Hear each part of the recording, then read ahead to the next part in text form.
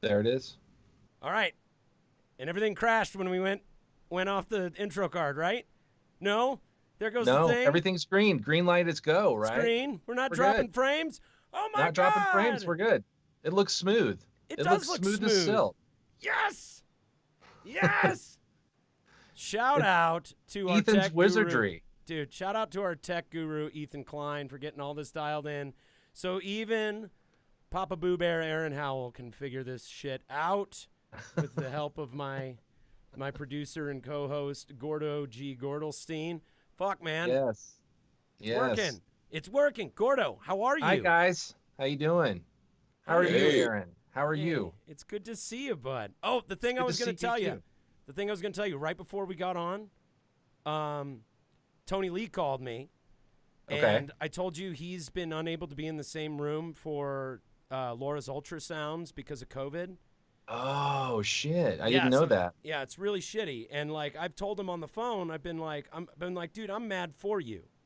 You know what I Yeah. mean? Like that's something I feel like every father should like. I wish for every father to have the opportunity to be in the room for that. It's just like such an amazing thing.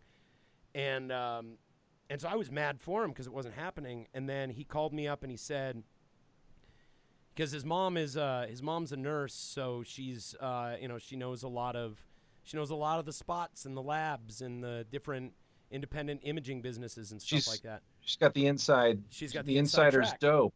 Yeah. Insider's dope, if you will. Yeah, so she told, I guess she gave them as a gift. She gave them she gave them an appointment at a private imaging company that allows you to have one guest. And so they went and they're gonna get their the 3D image of the baby, and they're gonna give you like a teddy bear with the baby's heartbeat and all this stuff. And then Tony starts going off on this rant because he's like they're calling it 5D imaging, and I'm like, what the fuck is that bullshit? First of all, where are they getting the 4D stuff? And I'm like, well, you're seeing the baby in real time. He's like, no, that's not the fourth dimension. And I'm like, oh, is it more like the aliens in Slaughterhouse 5 who can see time in a linear fashion? Like, if you could see your baby's entire life from start to finish, that would be 4D. But then what is the fucking 5D imaging? And he's like, see, I want to come in there, but now I don't trust you. Now I don't trust you. You're saying things like 5D imaging. He's like, do you think I'm stupid? Yeah, like I'm not falling for this shit. And I'm like, yeah, watch. It's just like one of the technicians just got his nephew to like make a computer generated image of a baby swimming around in the ether, and they just play that on a loop for everybody that comes in. It's like, that's your baby. Here, give us $100 and come take a gander. That's your baby in the fifth dimension, baby. Yeah, that is your 5-dimensional fetus. Anyway, welcome to episode 111 of the motherfucking podcast. This is, of course, the official podcast of the International Power Rock Combo, Motherfucking Ruckus from Denver and Chicago, respectively. 111 is the only one. 111 is the only one. 1111111111111. One. Everything. Oh, dude, for 101, we should have done an episode on computer programming. No. Can we do it on 1010101? Sure. All right. We're back another week with fewer tech problems than ever before, I think. It doesn't look like we're dropping frames. It doesn't look like anything's lagging. No, dude, we're looking really gold over here, thanks to Ethan Klein. Thank you, Ethan Klein. Ethan Klein. Yeah, man. We're stoked. I've got a lot of yellow on today. We've got an awesome guest. I'm excited to be hanging out here with my buddy Gordo. It's going to be really hard to just like gush about all the guitar playing I've been doing, but we'll see if we get to it at the end of the episode, because I want to impress you, Gordo. Like I really Hold do. it in, buddy. Hold it in. I'll hold it in for now. Mostly though, I want to talk to a very cool guest. Those of you who have been following our comic book series, The Front Lines of Good Times, you may recognize the voice that is on the podcast as the narrator of the Front Lines of Good Times comic series, audio and motion comics. He is also a professional tattooer and shop owner. Are you a shop owner or just shop manager?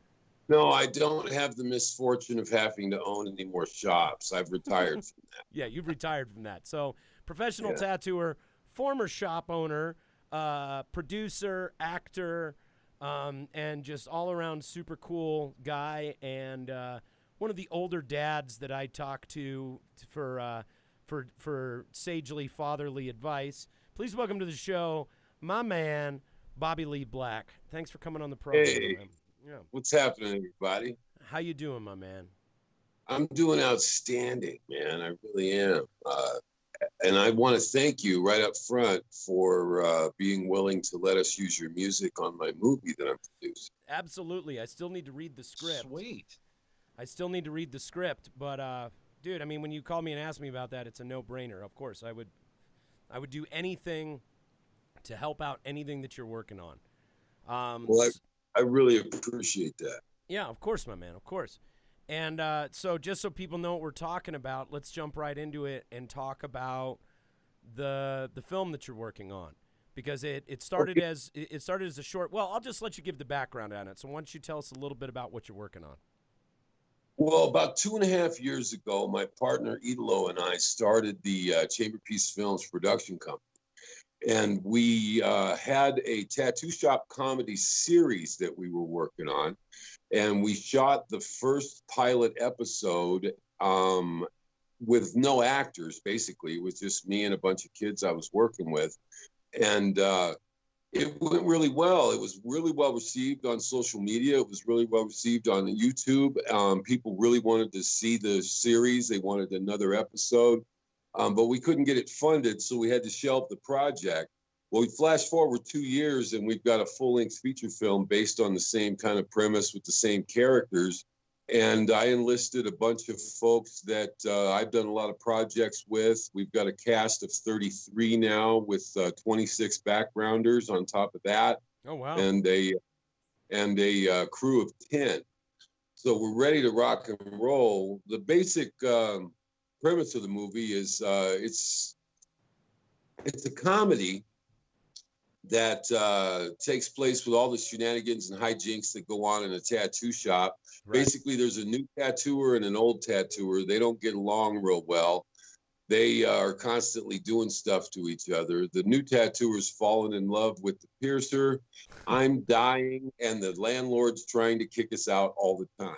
So standard tattoo shop stuff. Yeah, just standard tattoo shops.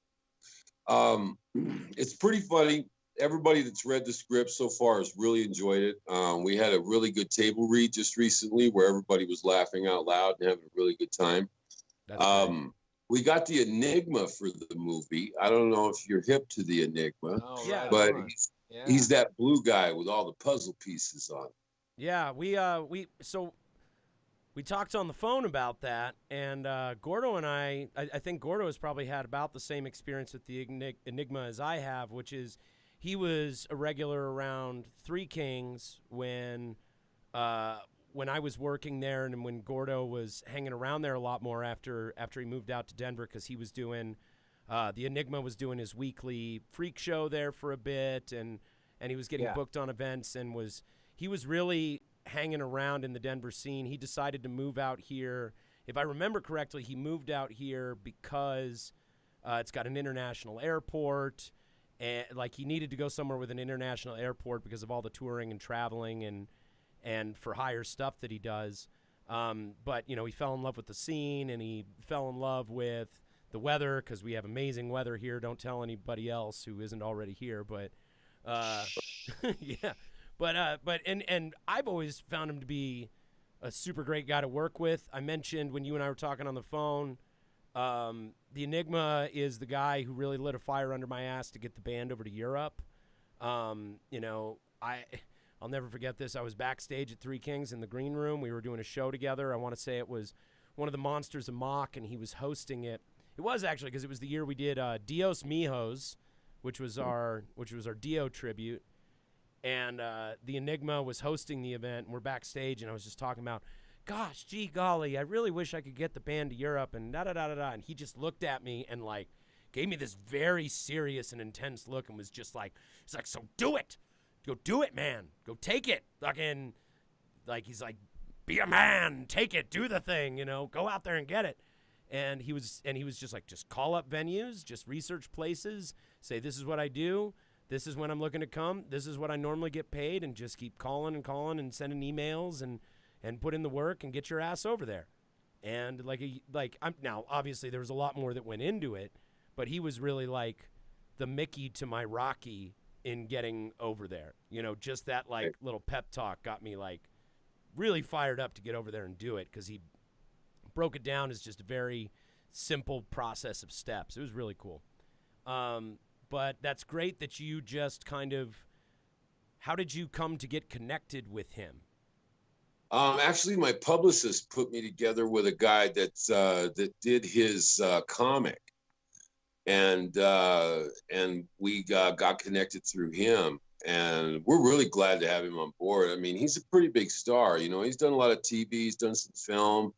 He toured with like Jim Rose Korn, Circus, Nine Nails, and all kinds of people. You know what I mean? He's probably the most recognizable tattooed celebrity that's out there right now. Wasn't he was part of the Jim Rose sideshow, right? And they toured with Lollapalooza. Correct. Is that what that was? Yeah. Jim Rose He even opened for Bowie doing that. Yeah. Oh, that's cool. He opened for Bowie. That's rad. Yeah. I didn't know he opened for Bowie. That's fucking cool as shit. Man. Yeah, it's awesome, man. Yeah, we're real glad to have him on board, and he's a real sweetheart. I didn't have any idea that he was so easy to deal with. He's very groovy, and we were talking about that, how like he's like, we've heard, both of us have individually heard stories about how he was difficult to work with, and we both had an experience that was quite the contrary. And Gordo, you'll love this. When I was talking to Bobby about it, the explanation that I gave is it's like, well, he's also an independent entertainer with no business team. He does everything himself. And what a lot of people do is they hire an agent or a manager or a publicist who is willing to be more assertive and aggressive, and in some cases less likable up front. Right. You know, right. Because they have to advocate for their client. Well, when it's all in house, when you're the cook, waiter, and chief bottle washer, you know, you have to sometimes put on that hat of being your own ball-breaking manager or agent, you know? Yeah, you got to have somebody to be the heavy, and if you're doing it all yourself, that just makes it, you know, a little bit more complex. That is something that got in my way for the early part of our career, without a doubt, unequivocally, is I never wanted to be the bad guy, and I was always worried about, like, oh, I don't want to call and be a pain, and I don't want to, like, harass anybody, and I don't want this person to get mad at me because I really need this gig. And you have to. That's something that you got to learn. I mean, honestly, you just don't know until you get out there and experience it, and you have to learn. Right. You have to learn to advocate for yourself, you know, and assert yourself. Yeah. I've always been very fortunate. I've always had somebody advocating for me. You know what I mean? And I'm no good at that. I'm a good pitch man, but I'm not a closer. You know what I mean? I pitch project, but when it comes down to time to making you pay, I feel I get weird. Yeah, you know, in some ways, I've had to make this shift where I just try and map over the same nonchalant demeanor that I would have if I was closing out an order of chicken wings at work. Mm-hmm. You know what I mean? I think we have this tendency to blow these big things up in our mind, and we think that if we push too hard, or if we're seen as hard to work with, or we're annoying to someone, that it's going to mean we'll lose that opportunity and all opportunities in the future. Well, you know what somebody told me one time? They told me that they a guy that books shows was telling me that he doesn't take people seriously that don't take themselves seriously. And that really kind of changed. That was what changed my tune. That's really cool. I can totally relate to what you were saying, Aaron, about, you know, just like, oh, I don't know. I don't want to rock the boat here, fellas. You know, like you can't do that. Like you really have to just stand up and say, absolutely, this is what we need, and this is what we're doing, and this is what the deal is. Well, and people, look, if you're in an office all day and you're responding to, like, I worked in the office at Three Kings for a bit. You're just looking at email after email after email of bands that want to book shows. And there are different types of emails all along the spectrum, but the ones who get booked are the people who seem to know their shit and who have, this is what we're trying to do. This is who's going to be a part of it. This is when we want to do it. Here's our promotional plan. Here's everything we want to do it. Here's it. Basically, what you're doing is the booker or the talent buyer is going, good, great. This sounds like something I can fill on this night. You guys can have this. Here's your 2 drink tickets and here's the door deal. Blah blah blah blah blah. Moving up. In most cases, they're copying and pasting something over. They're watching 10, 15 seconds of your top song on YouTube in most cases, or top piece of content on whatever link you give them. They're looking at that. They're seeing more or less what the numbers are, and they're checking to see if it fits the vibe of their joint. And that's it. Right. They want to move on to the next one. They've got 365 fucking shows to book. Yep. Yeah, man. In some cases, especially if it's a nightclub or something like that. And I mean, that applies to film, which is your wheelhouse, Bobby. It being able to reach out to producers or reach out to possible investors and just say, look, here's the plan, da-da-da-da-da-da. Right when we got on the show, you launched into your pitch about the movie, and it was so very casual and so very cool and something that you clearly are excited about, but you're not trying to sell anybody on. You're just talking about it because you enjoy it. You know what I mean? Yeah, absolutely, man. And people recognize that.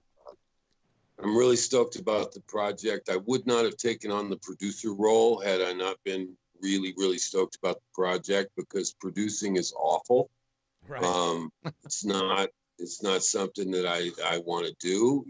I'm an actor. I like staying in front of the camera. I don't like getting behind the camera, because that's where all the work happens. And you don't like asking people for money either.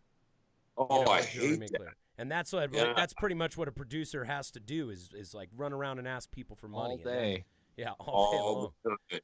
So tell us a little bit about that for those of us who are terrible at that, because I know I'm terrible at it. Gordo feels terrible at it, I'm sure, sometimes. Oh, sure. Yeah. How do you, as a producer, I'm not good at it, but what I have to do is I have to try to share my enthusiasm about the project. Right. We've got a lot of great stuff going for us. We've got a lot of seasoned actors on board. We've got seasoned crew. We've got a really good script, and we've got some great opportunities if people want to get involved. You know what I mean? We're looking at a pretty good ROI on this one, because we've got connections with Gravitas Distribution. We've got connections with 2 other distribution companies that are interested in our film. Right. I just hit one over the fence with Gravitas with my Rook production, and I've got half the cast from Rook in my new movie. So tell us a little bit about that. Tell us a little bit about Rook and Gravitas. Like, what are those things? What happened is that Rook was a heist film that we shot up in Cripple Creek, Colorado. That was produced by my friends at Studio Town. And it's a really good film. It really came out well, and the actors were just stellar. It's coming out like August 11th, I think, on streaming. But so what streaming services is it going to be on? Where should people watch out for it? It's going to be on Amazon for sure, maybe Netflix. I'm not sure exactly what Gravitas. Awesome. But we're also courting the drive-through, or not the drive-through, but the drive-in theaters that are all starting to come back now that the regular theaters are starting to close down. How about that? How about that shit? Drive-in, man, it's coming back. It's rocking it out, man. They never should have gotten rid of the old Cinderella twin, man. They never should have gotten rid of that shit. I got a buddy that just made about 600 grand on an independent film just on the drive-in circuit. Get the fuck out. Wow. Well, Yeah. that's fucking great. So yeah, that's that. You know, we got a lot of really good platforms and a lot of good connections to get this thing seen, and that's what it's about. Because until it gets seen, nobody makes any money. You know. Right. But and we got a real low budget, and we're still looking for a couple of producers. We need a couple more people to come on board with us. But we've raised quite a bit of money already, and we're ready to shoot. We're just waiting for the call time. It's we don't start shooting until the 16th. See, this is a couple cool things. First and foremost, or not first and foremost, but first, I think it's so cool that we live in a time that technology has been becoming consumer grade at such an incredible rate that you can do so much. You can do so much with such a small budget now, and it is just like killing the major producers and the major movie houses and these giants, these legacy companies. They can't compete with, like, everybody can make a movie for free or for the cost of their phone bill at least. You know what I mean? Yeah. Yeah. Like there have been entire award-winning movies made with people's fucking cell phones and free editing software. You know, it's all a matter of how much you want to invest in the tools that you have, but you can do that shit. I also think it's incredible that we are seeing the adaptability of the entertainment industry. You know, it's only been a few months, and we're seeing all these films go on to drive-ins. We're seeing drive-ins come back into popularity where before they were dying. You know, we're seeing venues adopt these old production models. Like I was talking to Andy Burkhoff from the Oriental Theater a couple days ago. And Gordo, I actually want you to talk about this because I didn't know that you were doing one of those shows. Surprise! Yeah. Surprise! It's over. So yeah. So the Oriental Theater was doing these shows where they can have a maximum of 50 people in. So what they're doing is they're doing multiple shows in a night, like a fucking nightclub would do. You know, like a whole nightclub would have in. You know, of course, those would sell out over and over, and they would do. Just make sure you come in for the 10 o'clock show, you know, that type of shit. Like running it almost more like a comedy club. And they've said they've had, you know, pretty positive, pretty favorable results from it. And from what you're saying, it sounds like the drive-in theaters are having incredibly favorable results from and independent movies who don't have any red tape to go through can give their films to these drive-in theaters for people who want something to do besides sit at home, and they're going to see movies that they might normally flip past on a streaming service. Absolutely. It's a grand opportunity for small filmmakers to get their movies seen, you know, because really fantastic. The theater circuit was so sewn up that if you didn't have a pretty major distribution company that had a pretty big budget, you weren't getting shown in the theater. Right. You know, well, the theaters went away. Now we got the drive-ins, and you don't need a big budget. You don't need a big production company or a big distribution company. All you need is a decent film. Right. Right. You know? And there's something like, I don't know.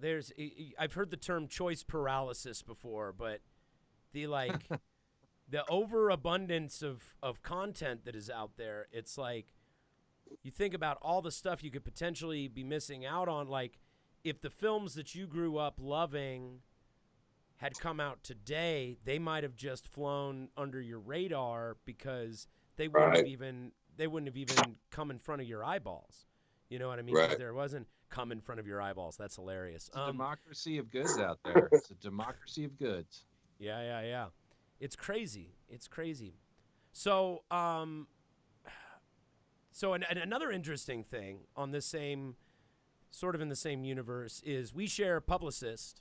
Groovy Newville is your publicist and also our publicist. Right. And he has a show on a linear streaming service. Right. Which is interesting because before that was just called TV.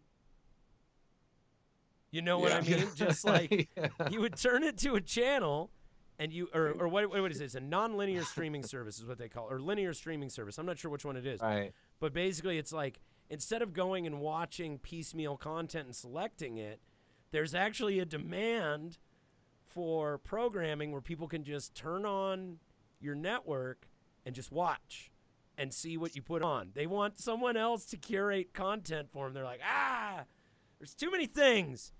I'll tell you what, someone who knows good things, put those good things on a thing that I can watch and just watch good things. Did you know that there is a Nick Cave and the Bad Seeds have their own like YouTube channel?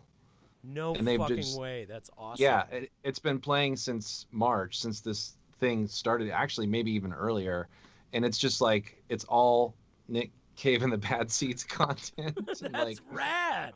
I mean, and it's like they have so much content that they have yet to duplicate any What of have their. they been doing? Like, what kind of stuff do they have? It's like tons of shows.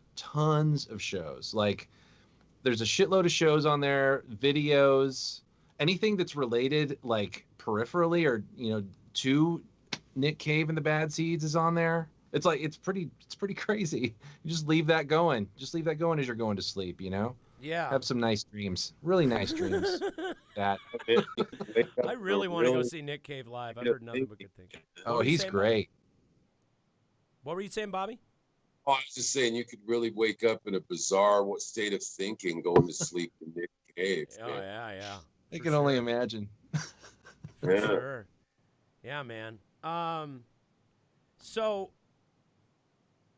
now this is something that else that's just popped into my head is, Gordo, we've talked before on the show about the importance of catering to the smallest percentage of your overall listening or viewing base, because audiences have become so small and specialized. Like there used to be only a few studios that made all the movies for everybody. Right. And they had a responsibility to make all the movies for everybody, and they made a fucking killing doing it. Fill in the movie houses so we can sell that sweet, sweet air conditioning, which is really all that they were doing. But I digress.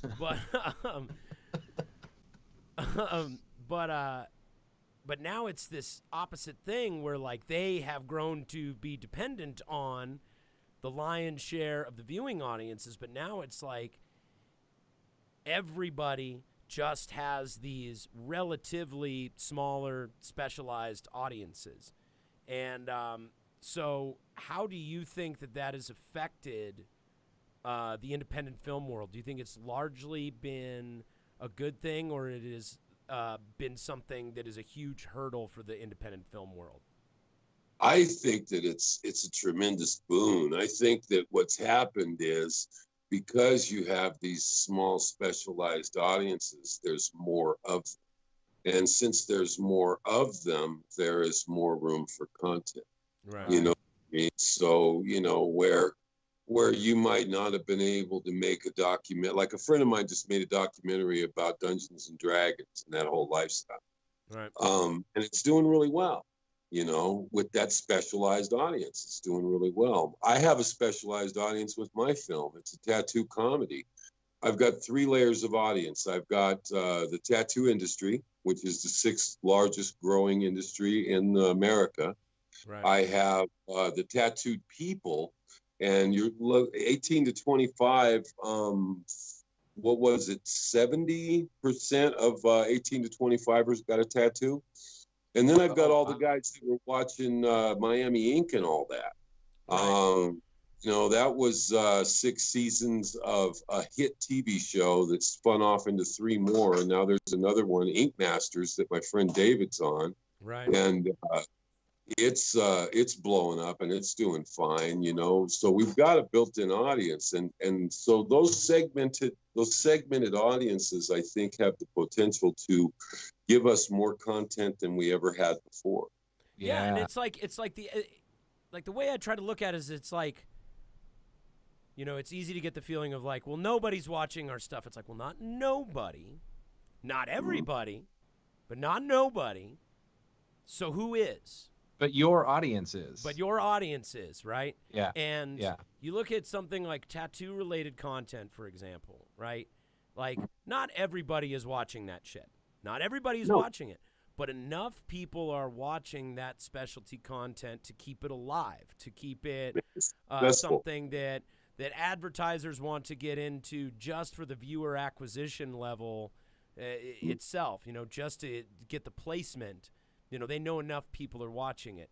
I was thinking before we even got on today, there's like all those industry specific, like the framework is basically like, this is the job that people do. This is like what people do for a living.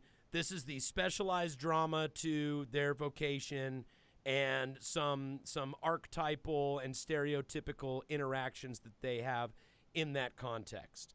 You know, you look at something like the film Waiting. Like, everybody I know in the service industry has seen Waiting. And it's like, it's a stupid fucking cheeseball comedy, but everybody in the service industry is like, that shit is fucking hilarious. Yeah, it's fucking built-in audience. Yeah, it's a built-in audience sort of thing, you know? And so, like, even though not everyone is going to be interested in a movie about what it's like in a tattoo shop, the people who work in tattoo shops and pick up on that stuff, they're going to be like, dude, my shop is just fucking like that. The piercer chick is so hot, and she's been fooling around with the younger guy and da-da-da-da-da-da for years and years. You know, it's and the landlord's always trying to shut you down, it seems. Always trying to kick you out all the time. It makes you wonder why they ever rent to us in the first place, you know? Right. Yeah, and that's something that's kind of surprising to me, because I've always seen the tattoo industry as being this really thriving industry. All the tattoo artists that I know, like all the tattooers that I know, make, like the ones that produce good work, make a great living tattooing. Yeah. Like, they make an above average living for sure.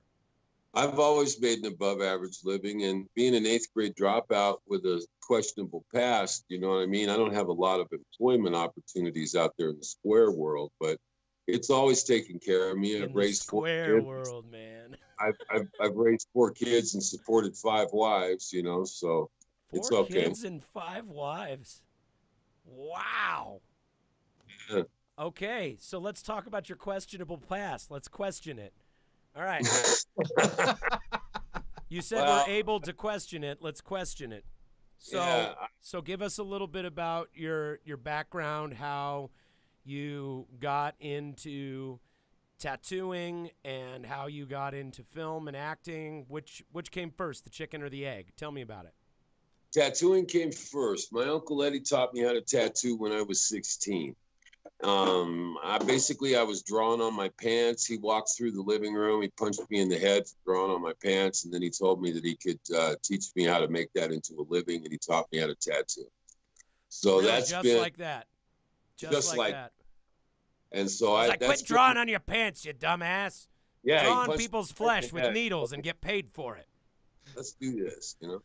So I went off and started tattooing. But previous to that, I was in and out of foster care all the time. And then I got in and out of the boys' schools. And then I got in and out of the California Youth Authority. And then I got in a pen. You know, I had a lot of behavioral issues wrapped up around my drug use. And it wasn't until I got cleaned up that the things started coming loose for me. And this whole acting thing and the wrestling thing, the radio thing, all that stuff. Holy shit. Well, there's an awful lot to unpack there. So tell me a little bit about, God, I don't even know where to begin. There's just so much there. So I'll tell you how I got in the entertainment industry. Yeah, tell me about that. I had a tattoo shop open in Hawaii, and I went in and I did a couple of radio commercials for my tattoo shop. And some guy heard my voice and wanted me to do a Sylvester Stallone imitation, so on his commercial. So I did that. And then they gave me Saturday Night Request Party, and I did that as on air.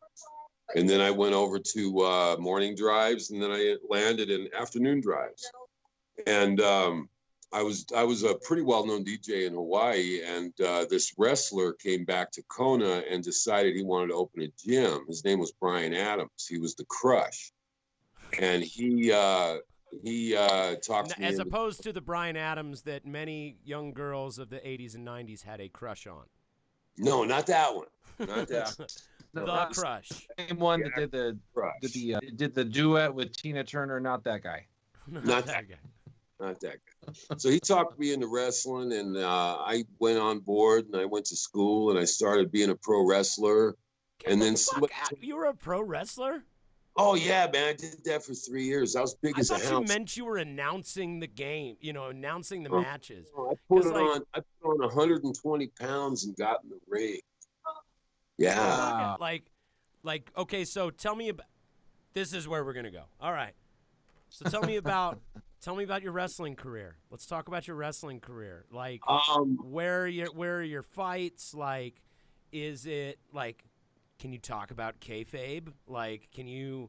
Of course. Like, what was your character like? Like, tell us about your wrestling career. Well, I got smartened up by a guy named Steve Kern, who was the Doink the Clown back in the day, and he taught me how to wrestle. That's WCW, right? That was WWF. That was WWF. Okay. Yeah, he was a WWF guy back in the day. And he taught me how to wrestle, and I went out and started doing my thing. I was what's called a jobber. I'm a guy that goes in and talks a lot of shit about how he's going to kick somebody's ass, and then he loses. That's called a jobber. Yeah, jobber. Yeah, the guy that's going to lose is jobbing. Yeah, the guy who's going to lose is jobbing. That's the terminology. The guy that's losing is doing all the work. When you're getting body slammed, you're actually doing a handstand. When you're getting snap married, you're doing a flip. You're doing all this stuff when you're getting beat up that you don't have to do when you're beating somebody up. So the losers are the best performers, is what you're saying. The losers are the most skilled wrestlers. Yeah, they're the ones that work the hardest. They put the other guy over. They make him look good.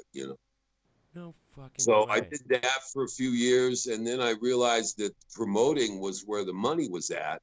And so I came back to Denver, and I opened up a wrestling school called Slam City, and I started promoting some of my own wrestling shows with a company called CWO. That was the Central Wrestling Organization. We had some great shows. I brought in a bunch of my buddies from the wrestling circuit. We brought in Rowdy Piper, Sonny Ono. You brought in Rowdy Piper? He was such a sweetheart. He came in 2 days early and taught a couple of classes at my school. Then when we were done at the stock show complex, we had about 2,000 people there. He stayed and signed autographs and took pictures with everybody that wanted to. And he was a class act. He was really right on. That's really cool, man. Yeah, we had a lot of big names come in. We had some big shows. We did really well.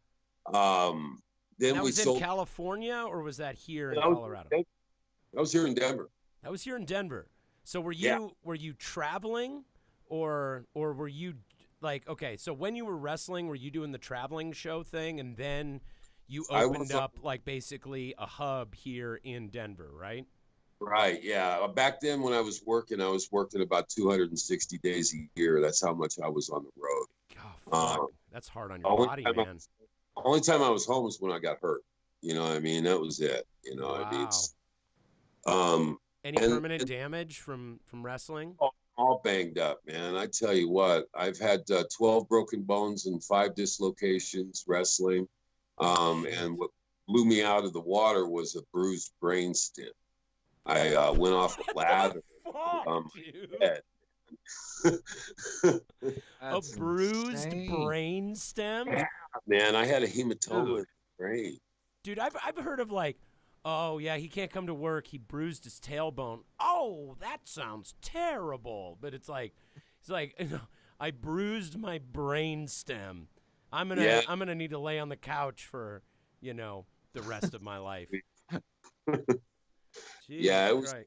was a bummer, man. I was paralyzed for about 18 hours. I thought that I wasn't going to be able to move anything from my neck down. I had a lot of thinking to do at that time.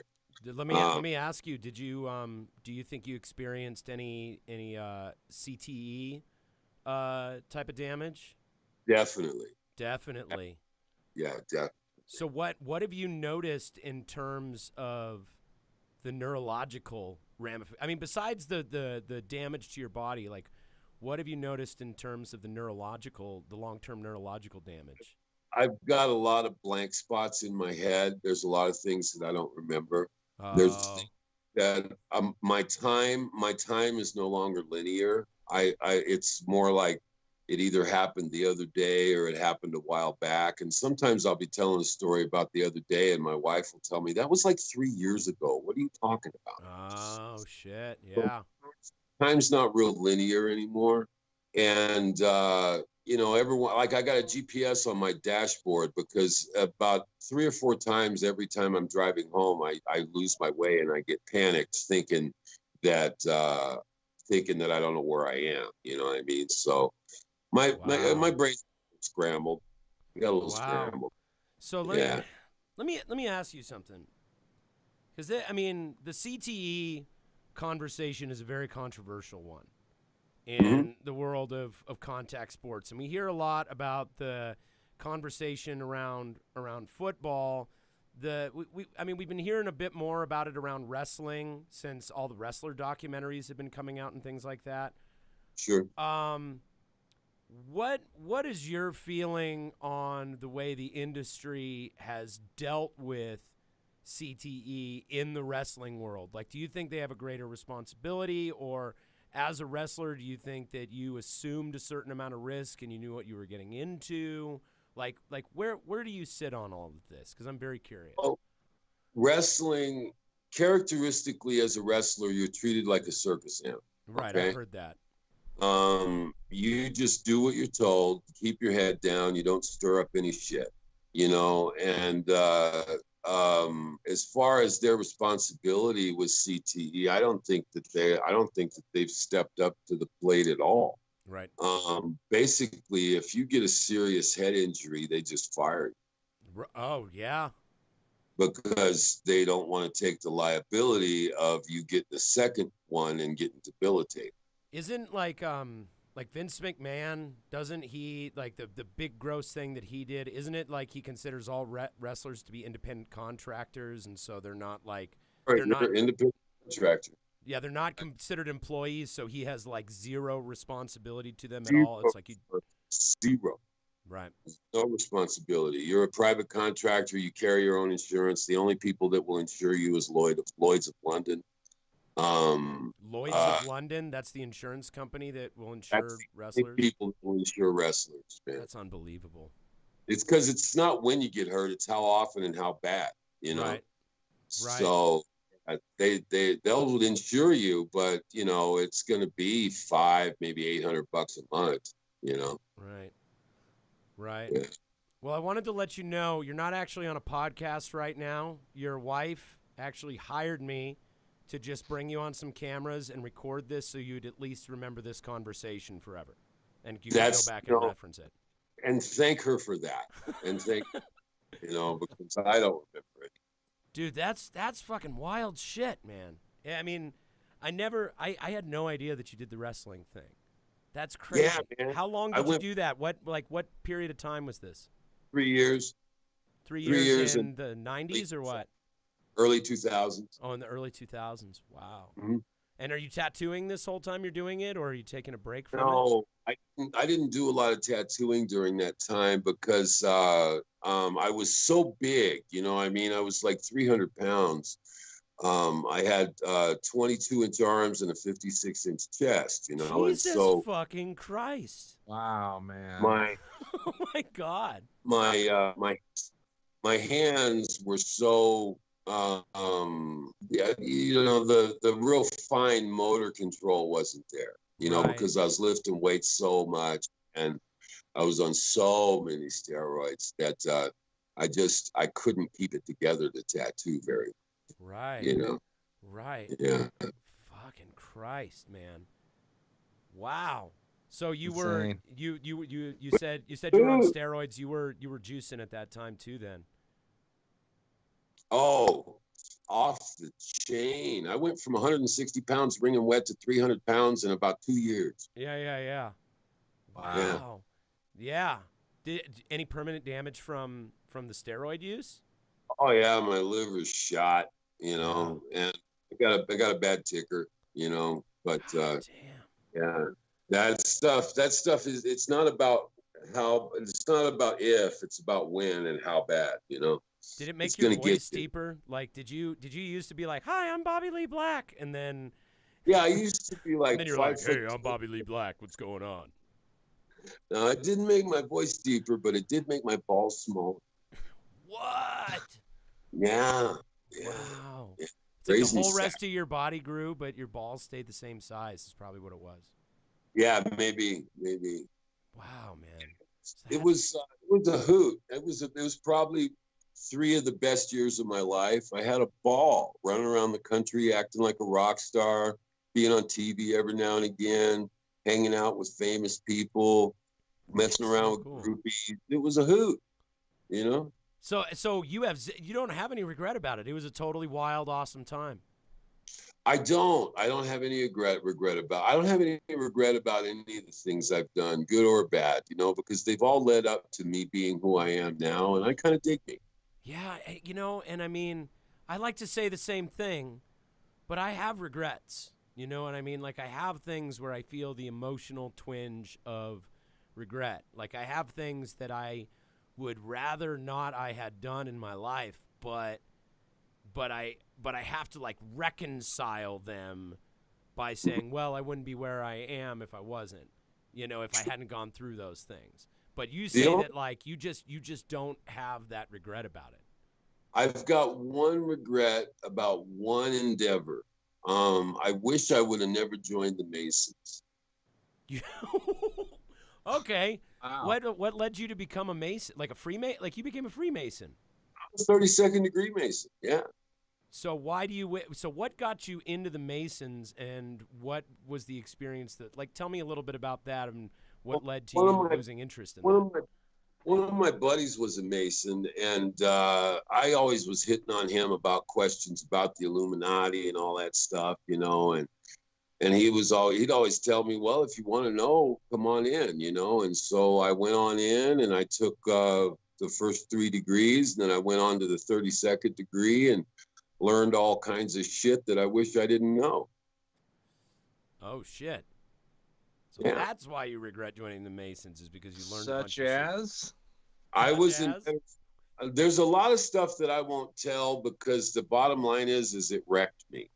Right. You know what I mean? But you know, there's some stuff that I'll be happy to tell, you know, like this is not America is not what you think it is. It's a Masonic country based on Masonic principles that's supposed to be the springboard for the Novus Ordo Seclorum, which is the order of the New Age.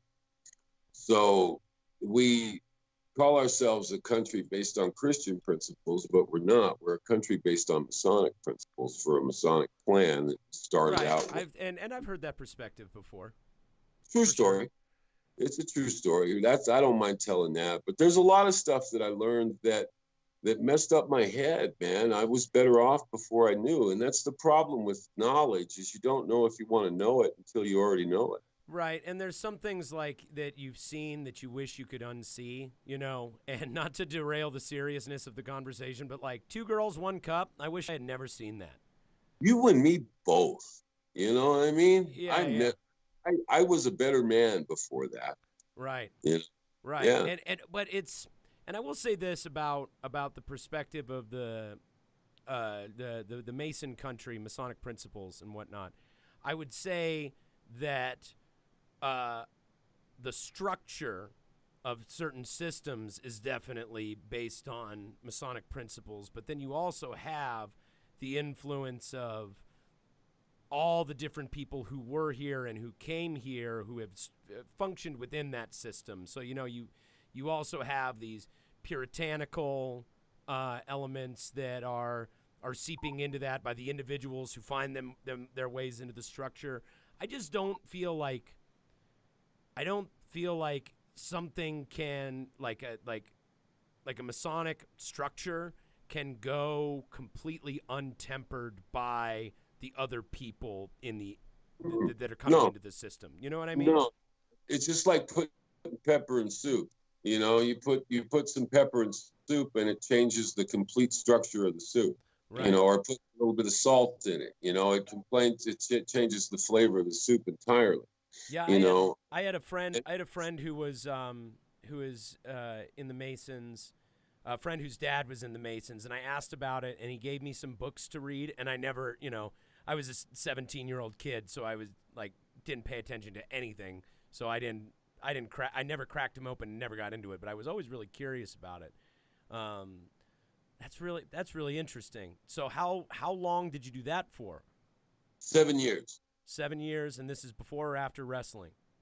This was after wrestling. So not that long ago. No. I was, let's see, that was 2004, probably 2006, maybe. No way. Yeah, something like that. Wow. Was there anything about it that, I mean, you stayed in it for 7 years. There must have been something valuable about it. I was learning. For 7 years, I was learning. I was just learning more stuff, learning more secrets of masonry, learning more. They call it seeking light.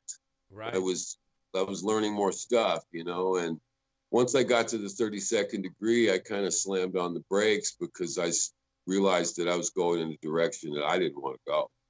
Right, and it makes you wonder what's 10 degrees beyond that. You know what I mean? I don't know how many total degrees there are, but there's one more degree. There's the 33rd degree, and that's where you've been given all the light there is to show. I didn't think I could take anymore. Is that just like at the 33rd degree you just get a really, really, really harsh lecture? It's like, or do you think Masons make those jokes with their wives? They're like, I didn't expect to come home and get the 33rd degree. Right? No, you're just given knowledge. You're given books. You're given access to things that otherwise you wouldn't have access to. Right. So it's like maesters in what do you call it, in Game of Thrones? It's like you just are like learning information. Like what degree, or what type of secrets are we talking about here? Like scientific things or historical things, or what are we talking about? Historical things, scientific things. Just general knowledge?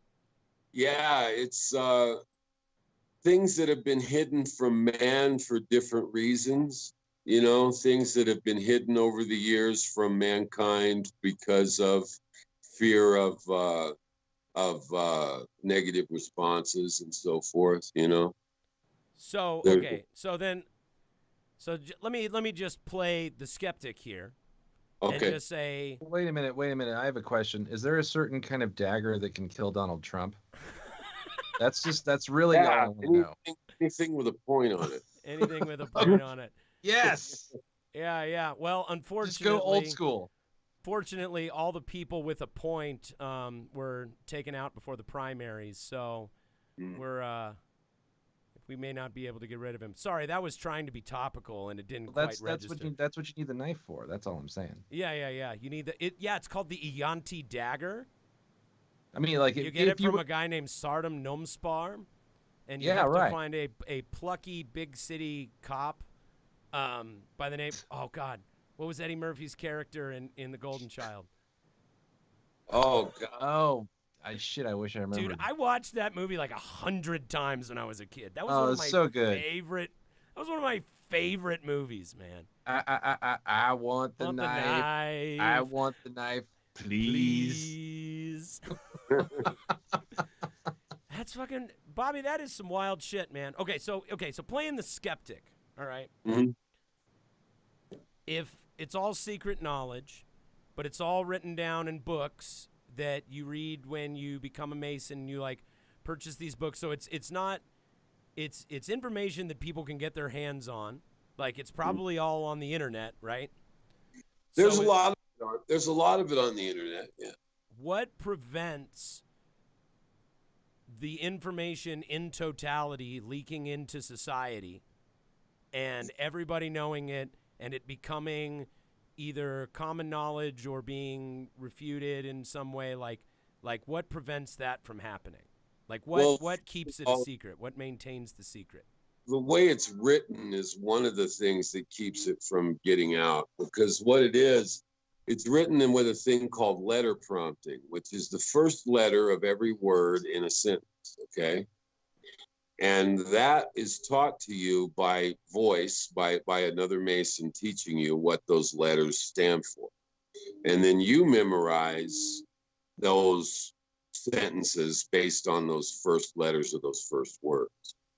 So that keeps it from getting out. The other thing is the oaths of death and destruction that you take before you learn stuff. God damn. Oaths of death and destruction.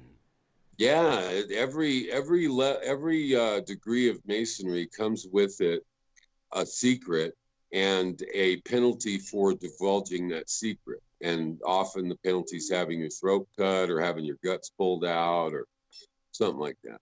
God damn. Yeah. God damn. That's pretty intense. That's intense shit, man.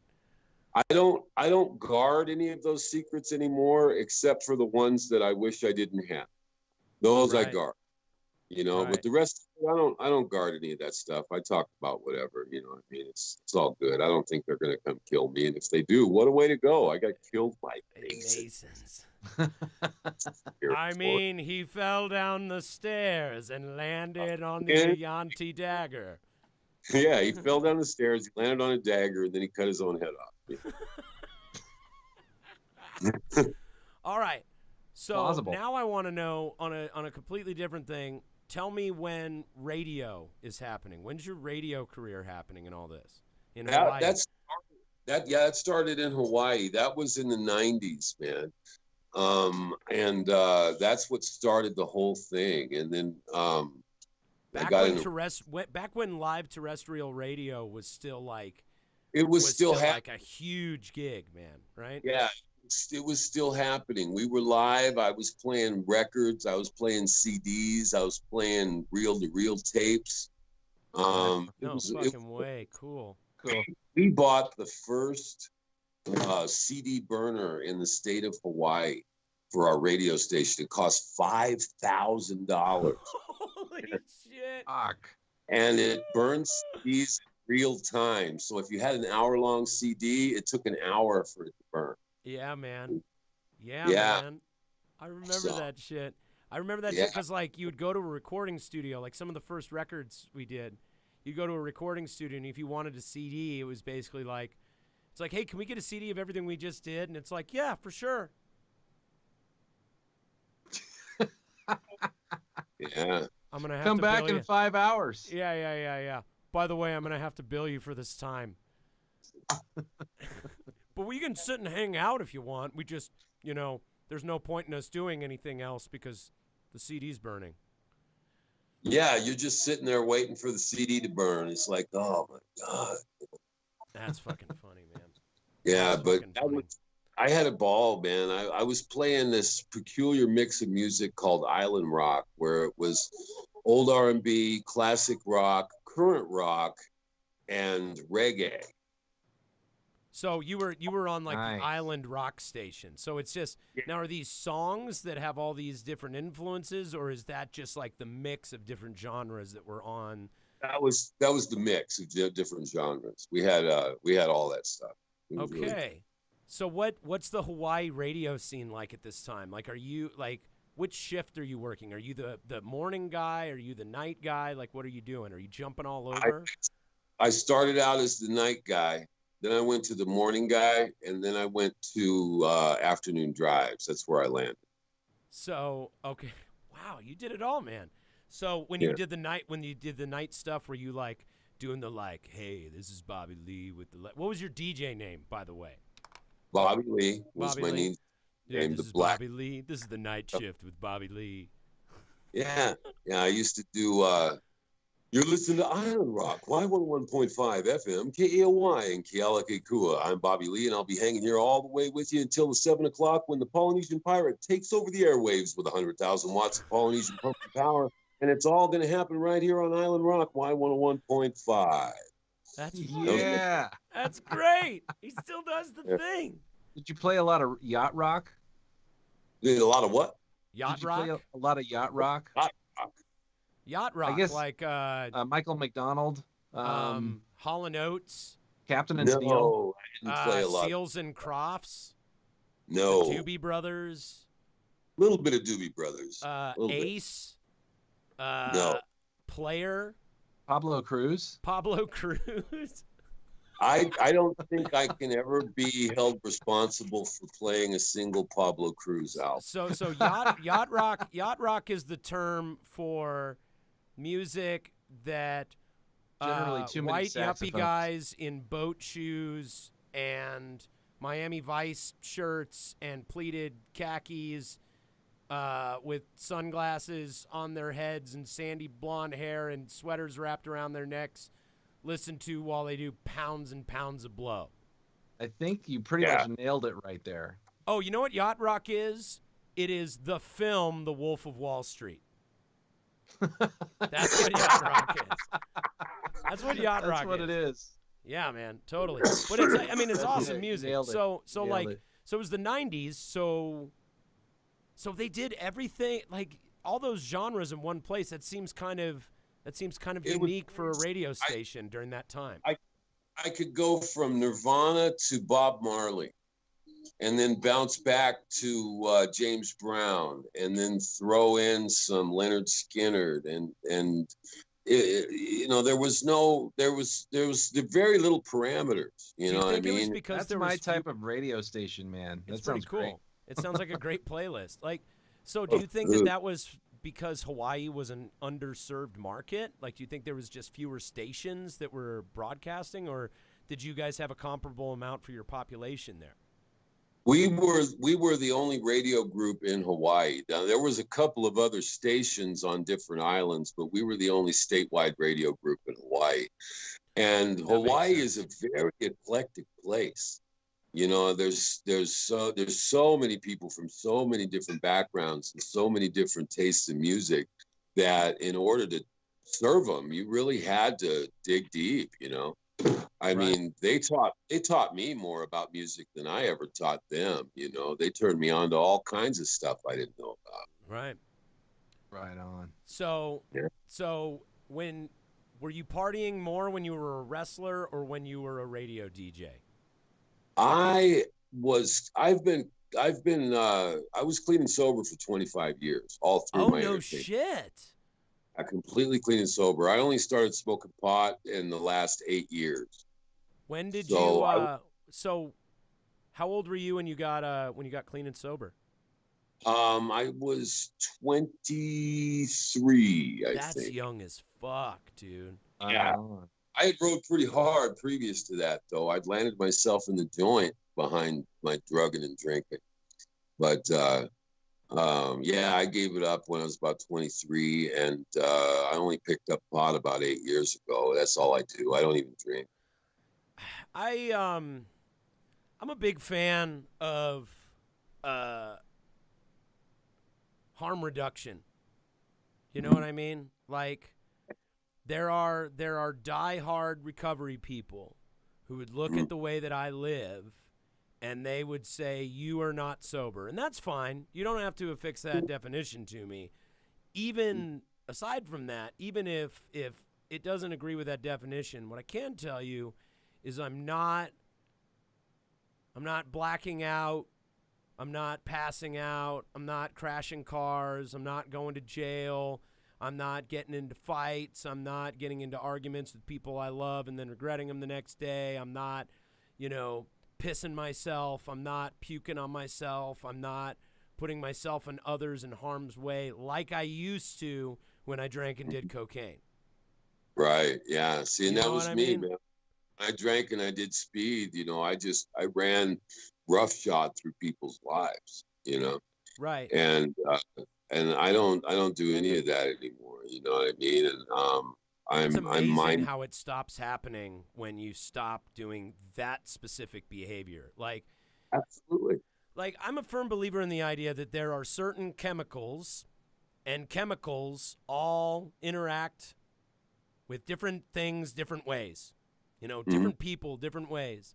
And some people's brain chemistry just responds a certain way to the chemical known as alcohol or the chemical known as cocaine, hey, Mhm. some people can do it and some people probably shouldn't do other things instead of drink, but some people can.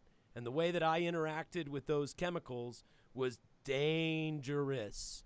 And it was literally the primary factor in all the damage that I was doing in my life and all the damage that I was doing to other people. Like it was the primary factor.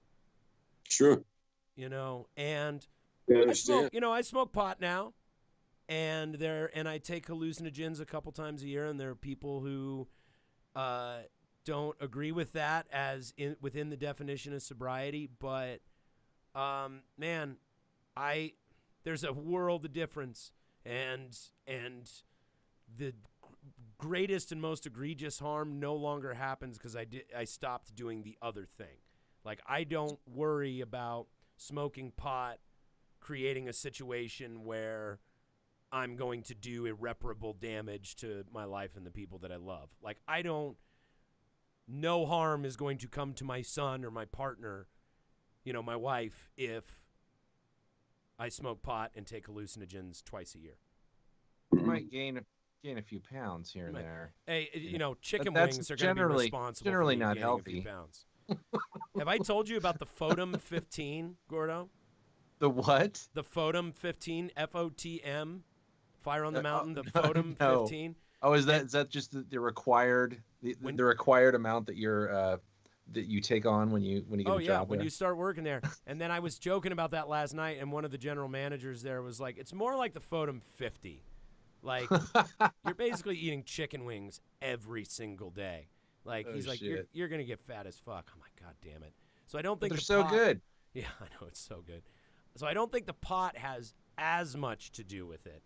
Although I am a little high, and I could definitely go for a plate of chicken wings right now. This, of course, is brought to you by my employers and my friends at Fire on the Mountain Buffalo Wings. Fire on the Mountain.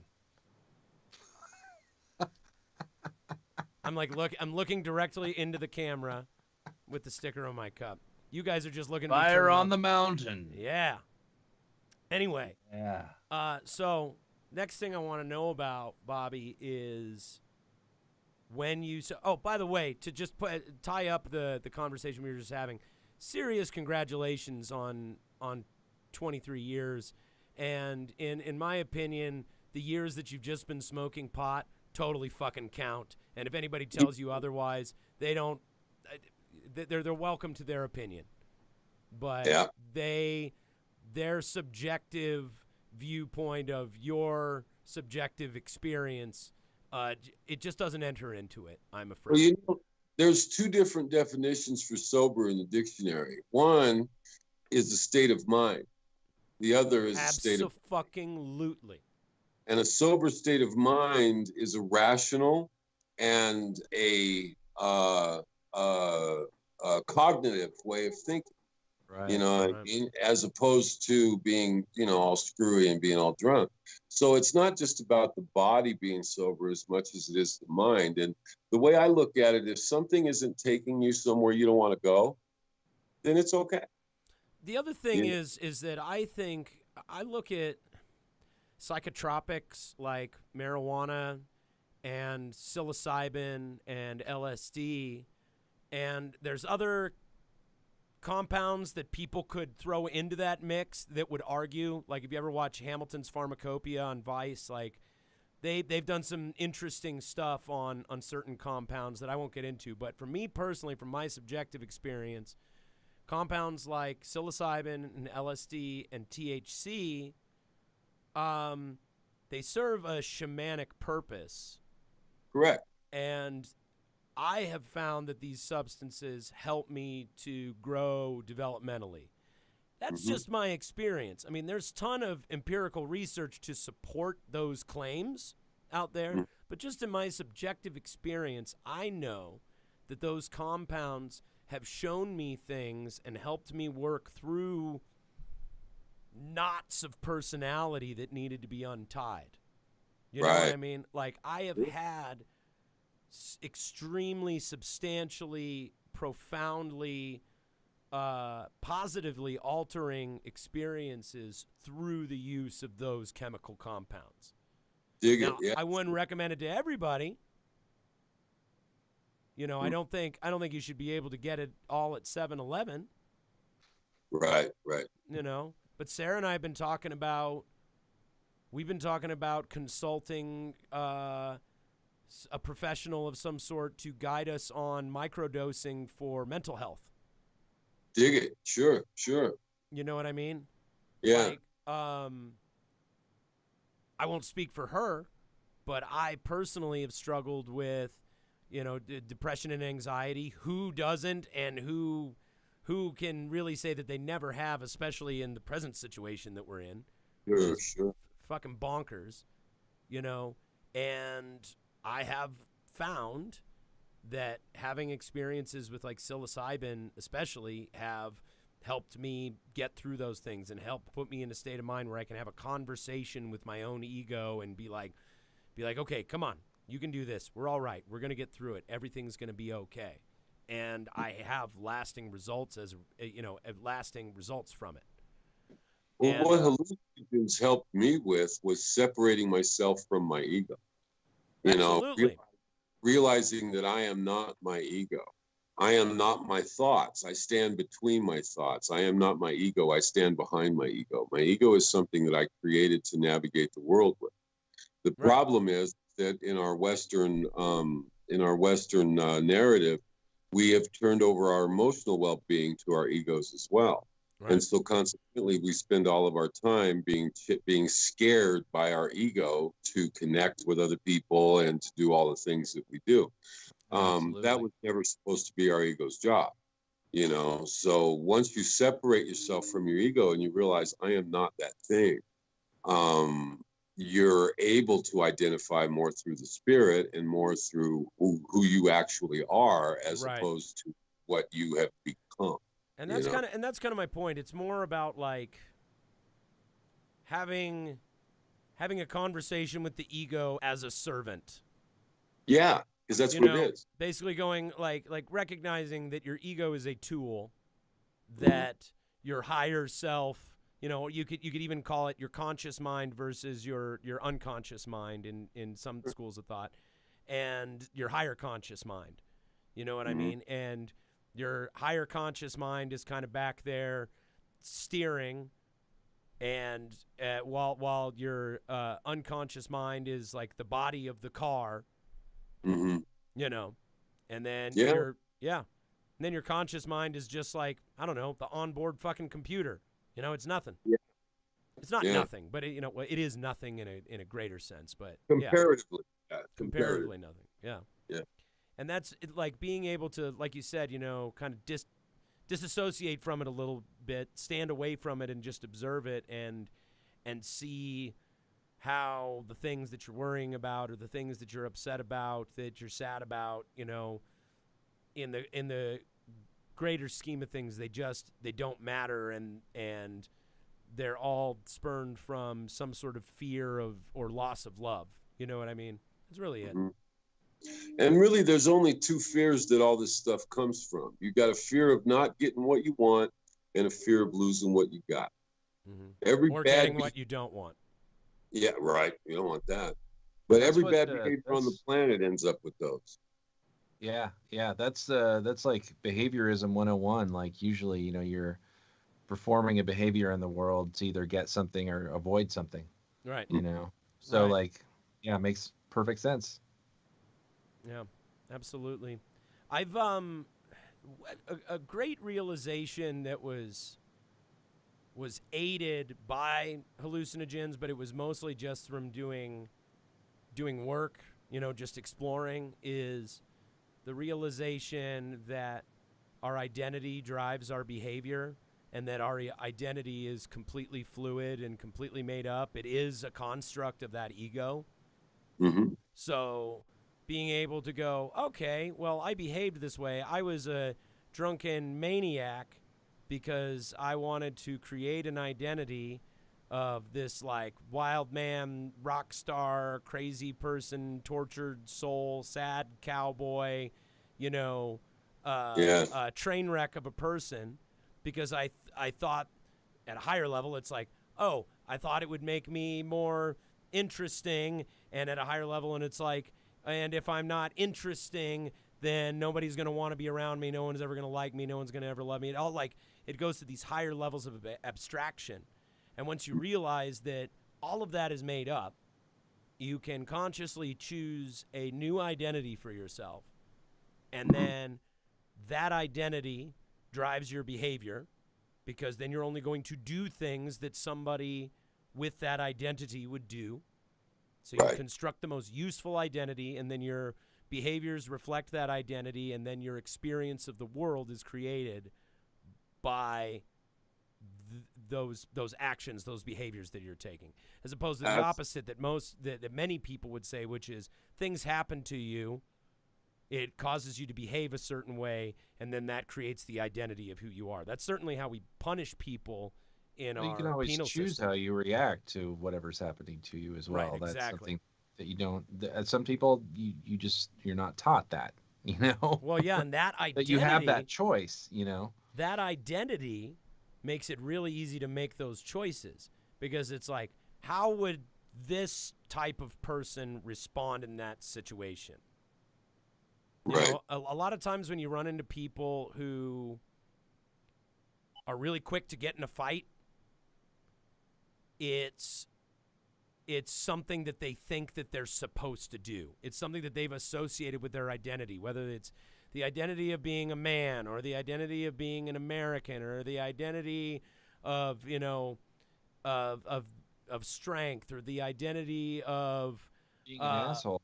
Being an asshole. Yeah, there's some people who are just like, I've got to be an asshole to protect myself from people harming me. Got to be a tough son of a bitch, man. Yeah, I gotta be a tough son of a bitch. Otherwise, people will walk all over you. Like, it's an identity they've chosen. There was Gordo. Did we talk about the study, the conflict study, the northern versus southern conflict study? I don't think so. So I can't remember the exact name of this study, but it's really fascinating. So basically, they surveyed a bunch of people, and they put them in this controlled environment where the participant knew that they were going to be participating in a study, but they didn't know that this element was part of the study. Where basically they put them in an environment where somebody bumps into them and doesn't apologize and keeps walking. Oh. And then they measure the individual's cortisol. They talk to him about it and interview him about the experience after the fact, show him the video and go, how did you feel when this happened, blah, blah, blah, blah, blah. Right. And there was an interesting cultural difference between classically Northern Americans and classically Southern Americans. And the difference was that the Northern people felt less drawn into conflict. And therefore drama. Well, yeah, and so they would interview him and be like, so what did you think when this happened? And you'd watch the video, and these folks actually apologize to the person who ran into him. You know what I mean? Total, just so sorry. Overly polite, suburban, Northern people, just oh, geez, oh, sorry there, and then a greater number of the Southern people felt the need to defend their honor. Their cortisol levels were higher. They were more apt to say I wanted to, one guy, I guess, yelled at the dude who bumped into him. They were more likely to say things like, yeah, I kind of wanted to kick that guy's ass, would say things like that. And man. there's this, they dug a little deeper into the belief systems that surrounded that, and it's stuff like we're talking about, like, well, yeah, if you don't stand up for yourself, people will walk over you, and you can't let people disrespect you. You can't allow yourself to be dishonored. That I what's the perception of you in public? What's the perception of you, right, next to your brother, your sister, your mother, whatever? right? Like what's the perception of you in the immediate vicinity in the community? You know?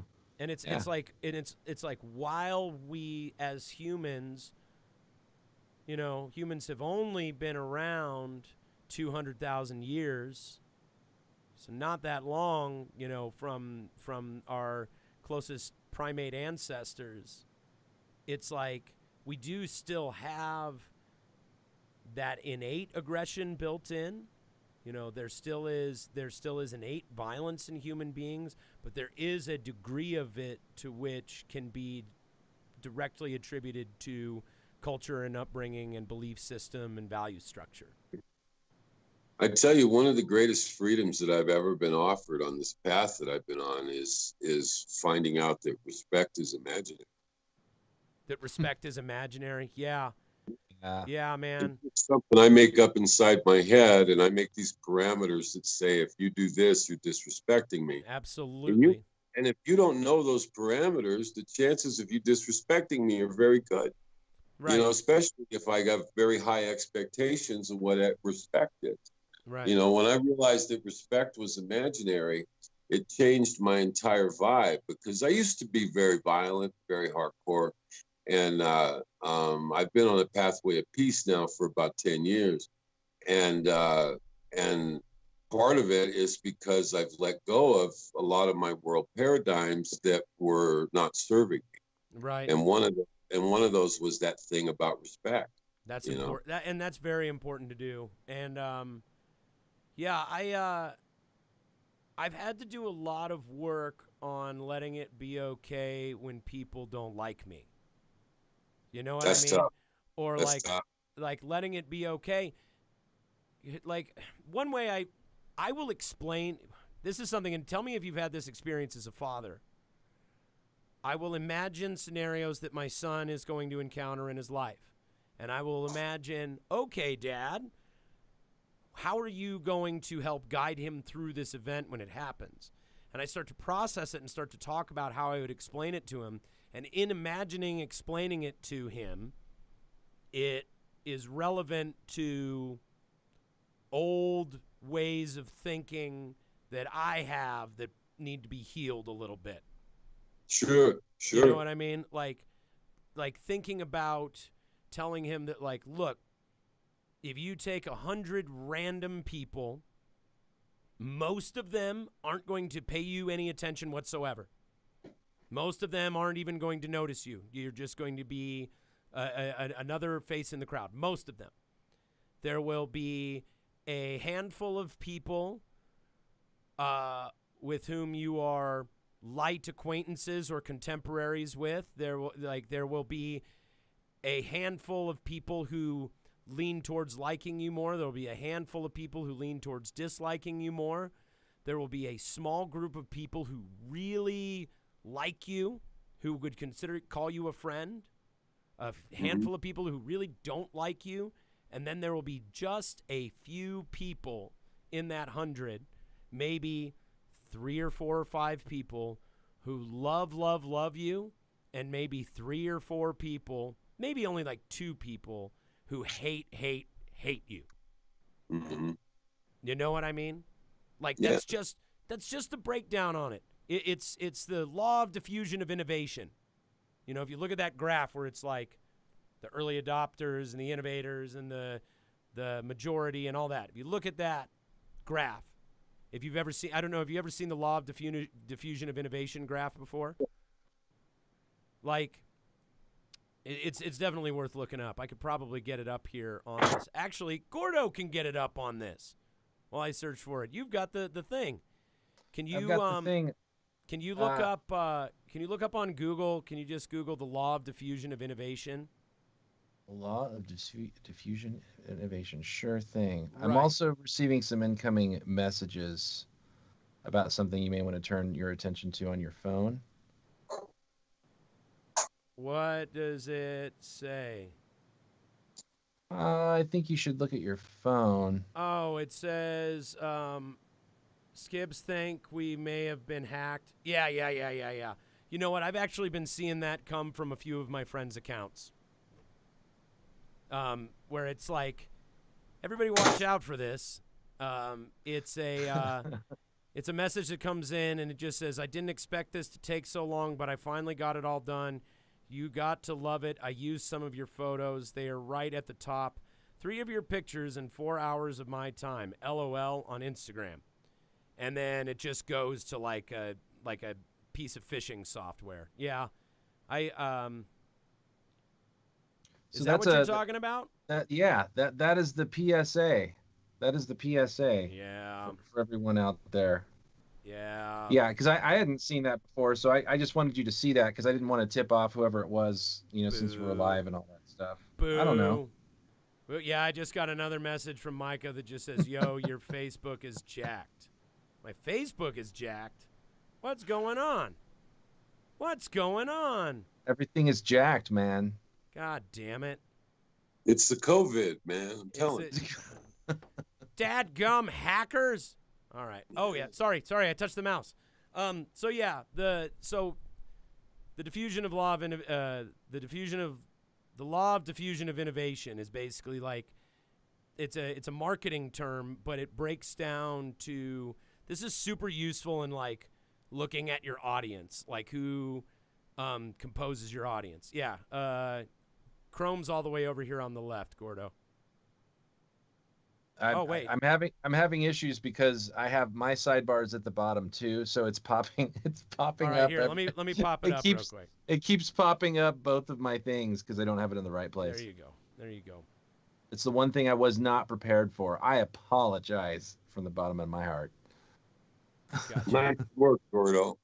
I know, man. I'm just trying to hang in with this technology here. So, I want to know about you getting into acting. How long have you been doing acting for? Like, is it a pretty new thing? Like, are you like a Danny Trejo type of character where you got out of the joint and then you were just like automatically like a great character actor because you were a prison dude? Like, what's the situation here? I was still had my wrestling school open and I was still doing wrestling shows, and somebody told me that they needed a wrestler for a commercial.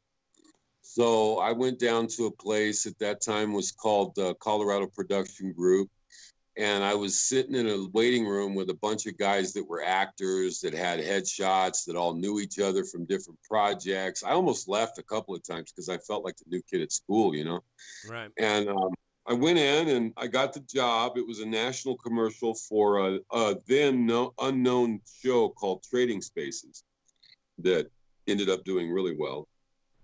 I did another commercial for them for the Discovery Network. Then I did a couple you did the voiceover work for that? Or you were... No, I was in it. I was an actor in it. In Trading Spaces? In the the reality show? The promo for the reality show. The commercial for the reality show. Oh, that's pretty cool. The thing that introduced it to the country. That's pretty cool. Right on. That was my first job. And then I did a couple of more commercials and a couple of TV shows with that same company, and I got representation. Then I hit one over the fence with The Punisher with John Travolta. And so you were in the John Travolta one. I was trying to figure out which Punisher you were in. Yeah, the John Travolta one, the first one. Well, the second one, yes. But that movie did me really well, and I ended up catching some more small movies after that. Then I did a movie with Anna Paquin from True Blood called Free Ride.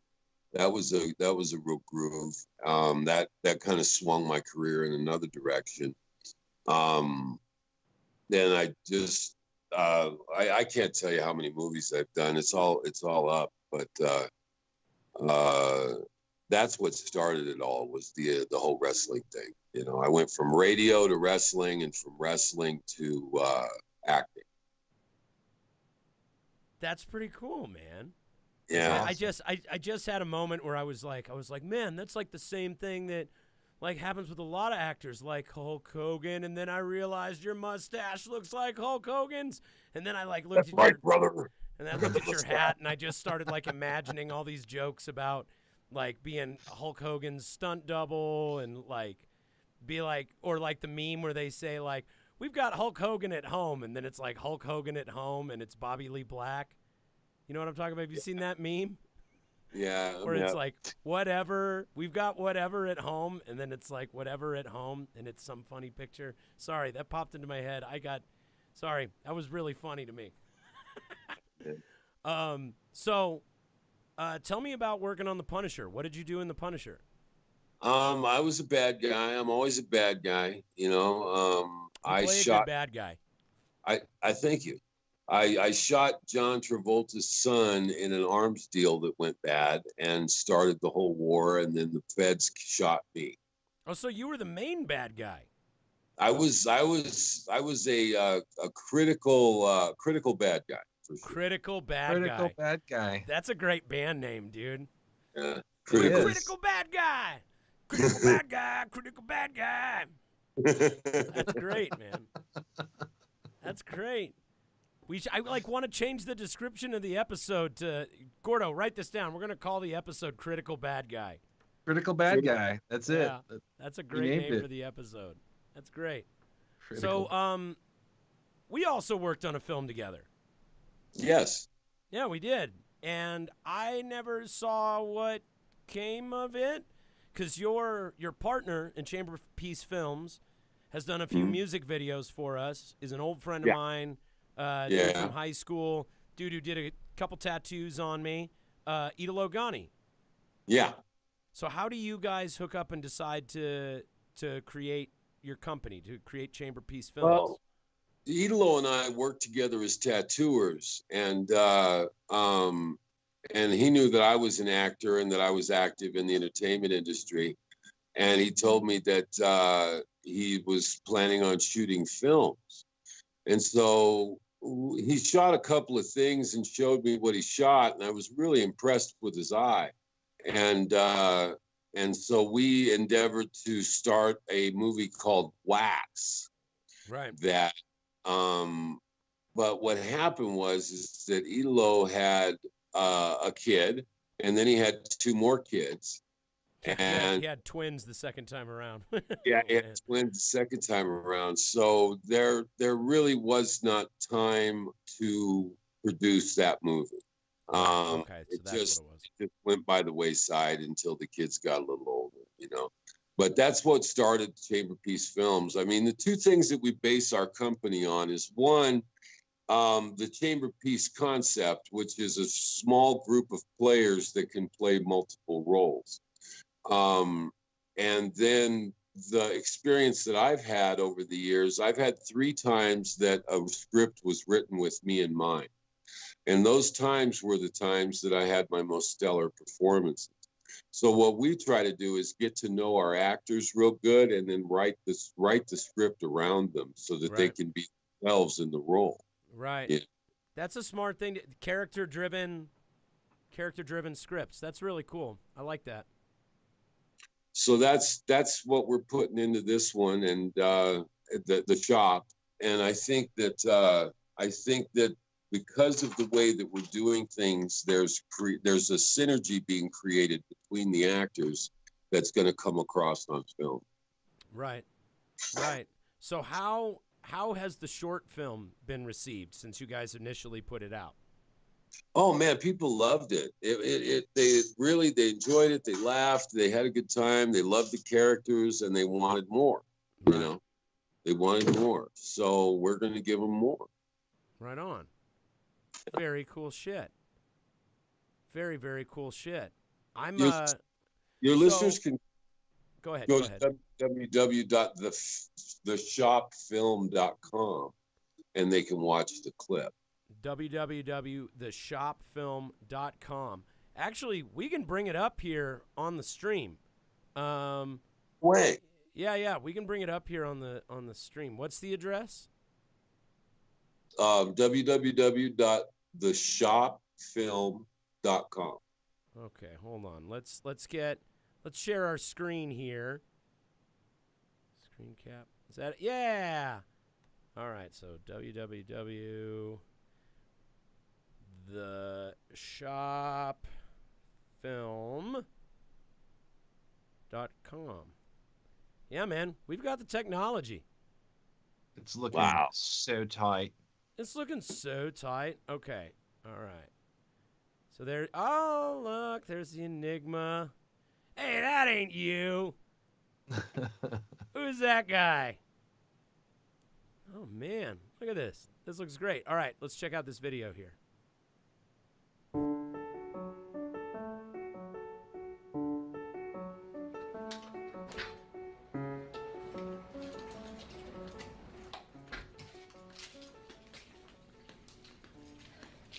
Fuck you guys.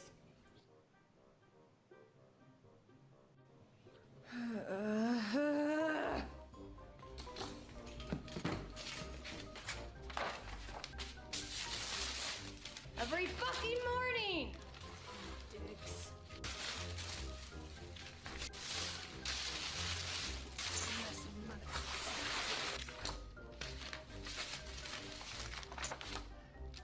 What is that? Oh, God. God. What even was that? You guys are so fucking gross!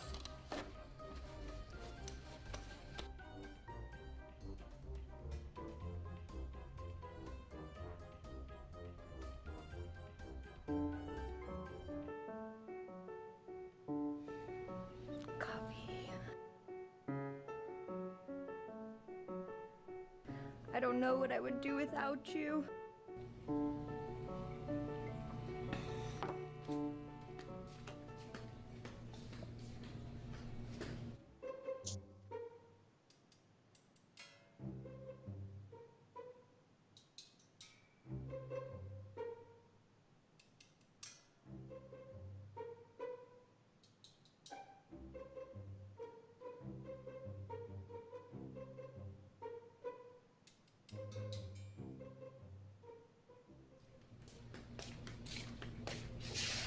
God damn it, Bobby!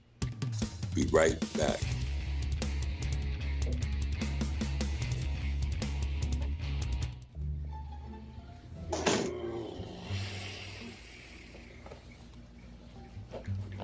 Yeah, the old pinch and roll.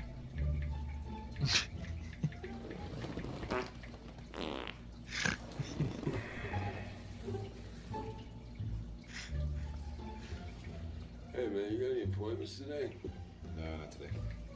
What the So are you hearing the audio from this, Aaron? Oh, yeah, I'm hearing the audio.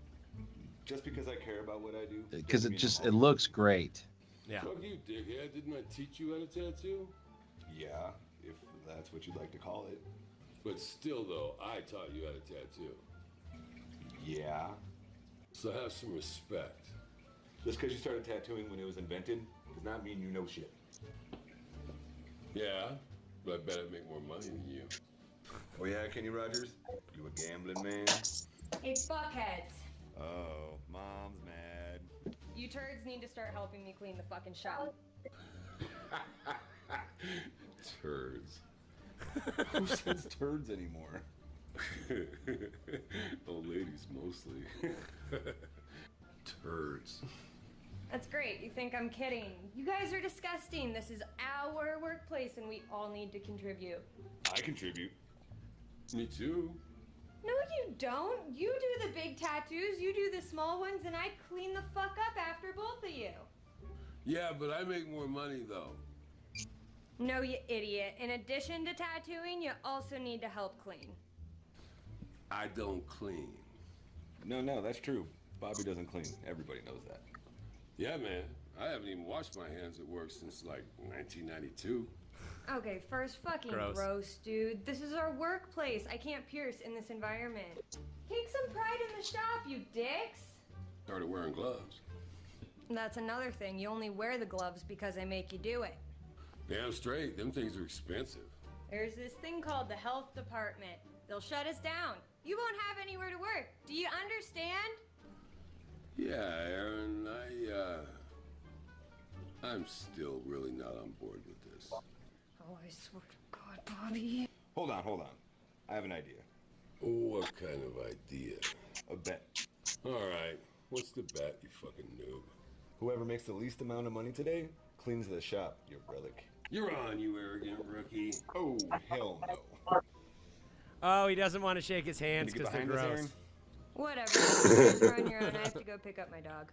Yeah, bring him by. Oh, man, I love that dog. Yeah, he's awesome. He's totally cute. I love that guy. Bring him by. No, you idiots, dogs have fur. It gets everywhere. And there's really no reason why one should ever be in a tattoo shop.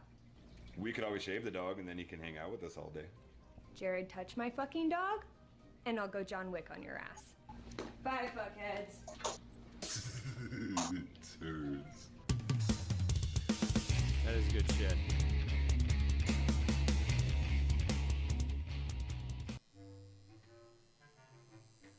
All right, so now you were saying earlier in the episode that one of the things that kind of stalled it out was the financing side of it, right? Correct. Yeah, we did some hunting around, tried to get financed, but a series is a pretty big nut to cover, you know, and we just couldn't get it finalized, and so we shelved it, you know. But now we got the full-length feature, and it's a lot easier to shoot a feature movie than it is to shoot a series, you know. What about that is easier? What makes it easier to shoot a full-length feature? You can shoot a full-length feature in 12 days, you know. Right. And once you're done shooting, all you got to do is edit, colorize, do the bit, and you've got a movie. With a series, you're constantly shooting, constantly writing, constantly editing. You know what I mean? It's just the process. Right. Right. No, that makes sense. And yeah, some of these movies or some of these series out now are like, you know, they make some of the biggest epic films of all time just look like nothing. You know, because how much like all the universe building and all the set design and all the intermingling of the different side stories and things like that. It's pretty wild, man. So I imagine there's a lot that goes into it. You need a lot of writers, you need a lot of editors, you need a lot of directors, you need a lot of everything, you know, because you're working all the time. Right. Yeah. So what made you decide to jump into, to come kind of back around full circle, what made you decide to jump into the producer role if you really are not a fan of that role? Even though you like the project. Like you mentioned before that it's like has to do with the fact that you like really believe in the project and you really like it. What is it specifically that made you want to jump into the role of producer despite the fact that you just really don't like that shit? There was nobody there to wear the hat. You know, someone had to step in. Someone had to step up, and I enjoy the part of pulling everybody together, you know, getting a bunch of actors, getting the crew and getting the locations nailed down. I enjoy that part. Right. The project management side of it is a lot of fun. But the business of it, the writing the contracts, and I mean, I've written 15 contracts in the last 20 days. Yeah, you know, and all the heretofores and herefore-withs and all that stuff, you know, and Did then you also go to law school? I wouldn't be surprised if you were a lawyer too. I should have, yeah, and there's Bobby Lee Black Esquire. Yeah. But no, I just I'm self-taught. Like I said, I'm an 8th grade dropout. You know, I'm a published writer. I've written for 3 different magazines over the years as a columnist. But I'm self-taught. You know, I mean, everything I've learned from people that were smarter than me. And then I took the time to listen. You know? Right. Who did you write for, if you don't mind me asking? I used to write for Go-Go Magazine. You remember that one? You used to write for Go-Go Magazine. I was the Outta tattoo. here. I was the tattoo food critic in Go-Go Magazine. The tattoo and food critic. Yeah. And I did that one. I did Simply the Best magazine down in Florida. And I did Inspired magazine here with Sean and Deezy. Oh, cool. Yeah. So, yeah, I've written for different mags. And my stuff is very Hunter S. Thompson, very stream of consciousness that just so happened to happen someplace like a restaurant. You know? Right. Yeah. It's very cool shit. I'll have to man, you'll have to send me a link to some of your old Go-Go Magazine stuff. That'd be really cool. You can go to BobbyLeeBlack.com. There's a writer section on it. That's very cool. All right. Yeah. So then that, I guess, brings me to my next point, which is where can people find you? What are all the links? What's all the stuff? Tell people where to look you up and what to keep an eye out for. If you want to look me up, just Google up Bobby Lee Black. There's a never-ending source of entertainment there.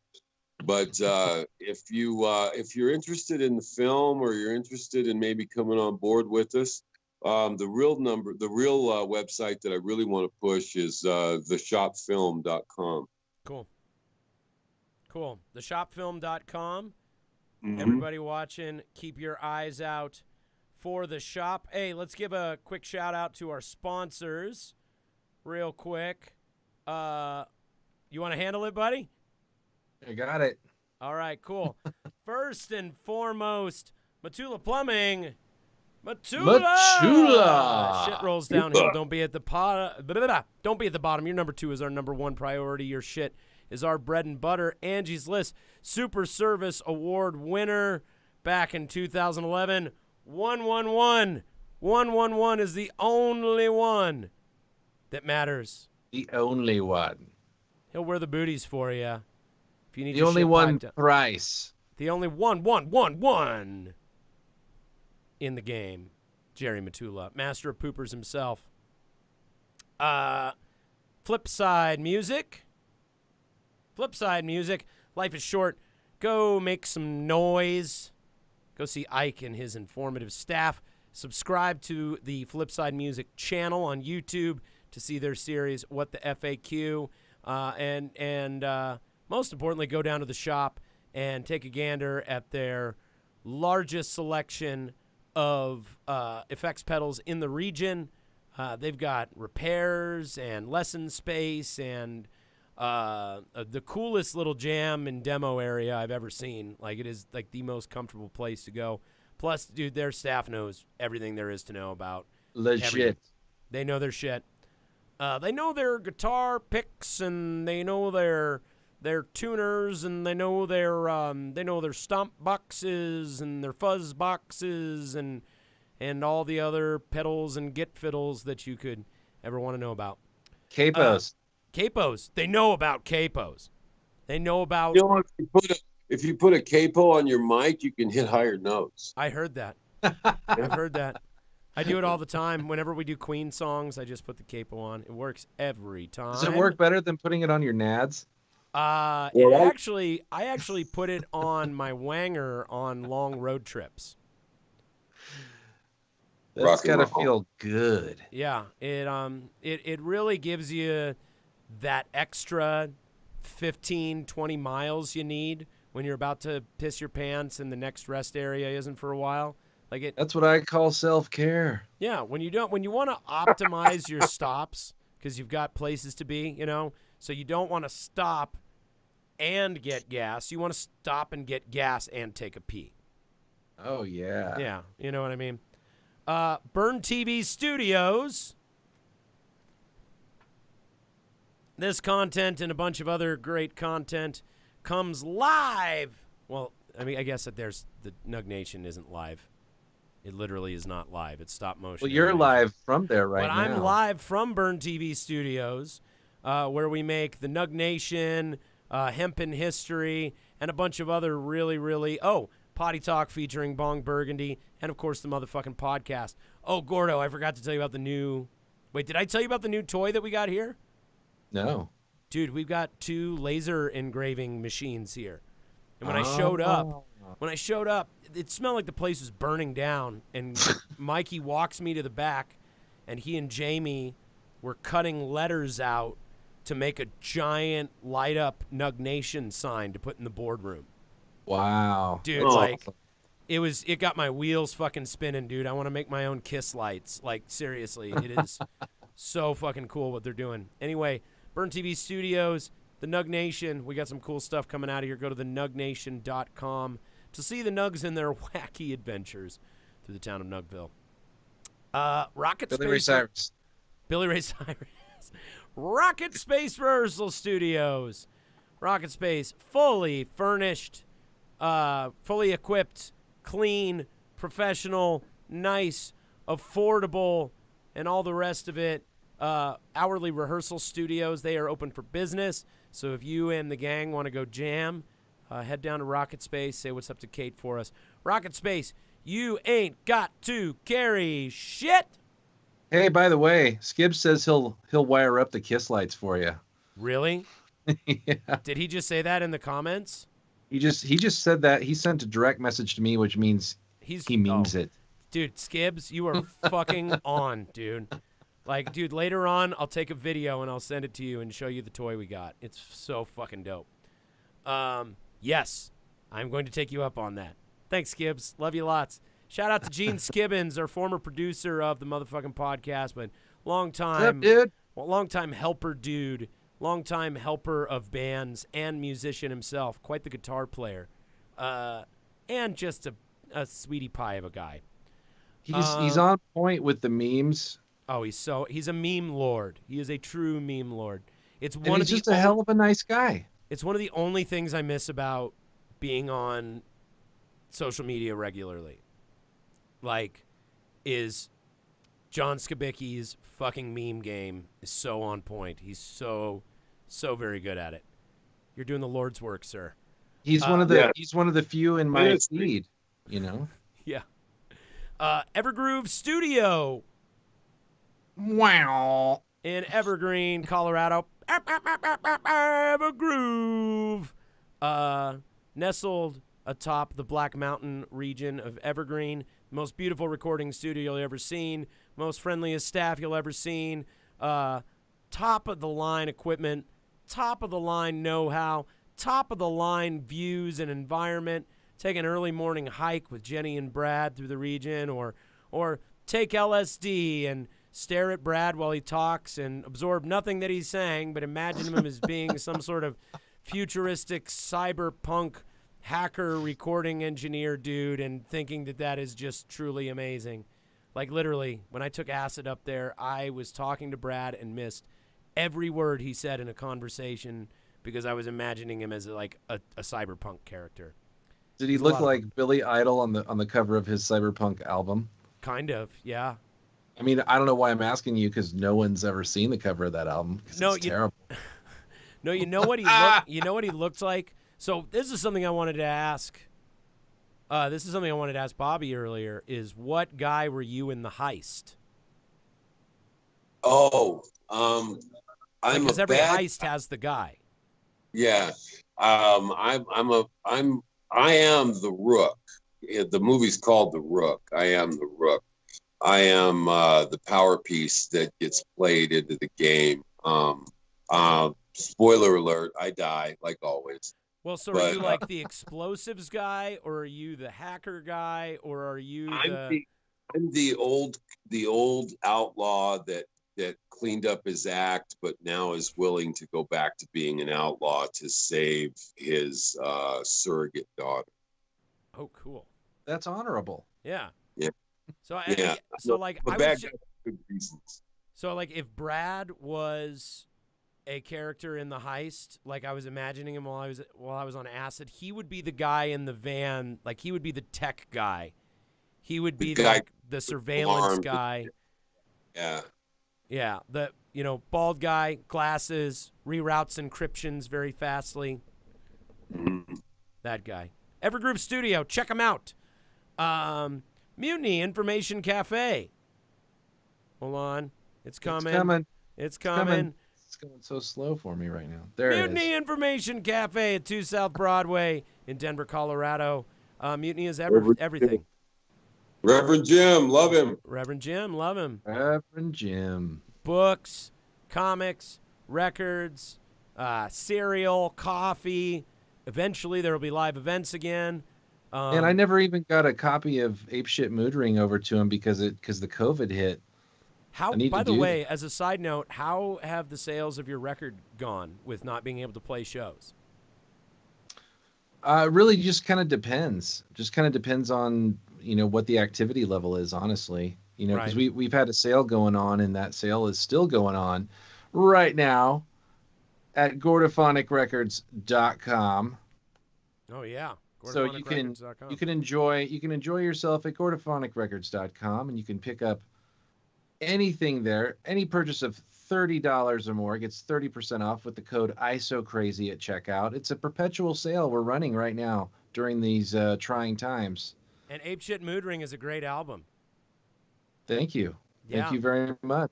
I appreciate that. It is a great album. We put much care and effort into that. I can tell. But I will say that they've been reasonable for not having any activity. Well, that's great. It deserves to be purchased by many people. Final we'll shout be working on it. I'm very excited, man. Last but not least, our patrons, the people who support us via a small recurrent contribution at patreon.com/mfruckus. You guys make the goddamn world go round. Thank you so much for everything you do. We appreciate the shit out of you. Because of you, we're going to be able to do some really, really cool stuff. We're working on releasing our latest comic and a flexi single of Acropolis Now that we're going to get printed, and we're going to distribute that worldwide, and it's going to be super goddamn cool. We're finally going to put out like a physical media product for the first time in years, man. I'm excited about it. You patrons are making that possible. Thank you so very much. Thank you so very much. Hey, I want to give a shout out to my guest, Bobby Lee Black. Thank you so much for coming on the program, my man. I really appreciate you. I love everything you do. I love what a rich and exciting life that you have led. I love our conversations. Getting to talk to you about fatherhood has been a great thing. We've had some very nice chats in the time since we've become acquainted. I appreciate the shit out of you. I can't wait to see the new movie. I can't wait to have our music in it. And I just wish you nothing but the best on this, man. Really, I'm excited about it. Thank you so much, man. Thank you. Of course. Gordo, I love you.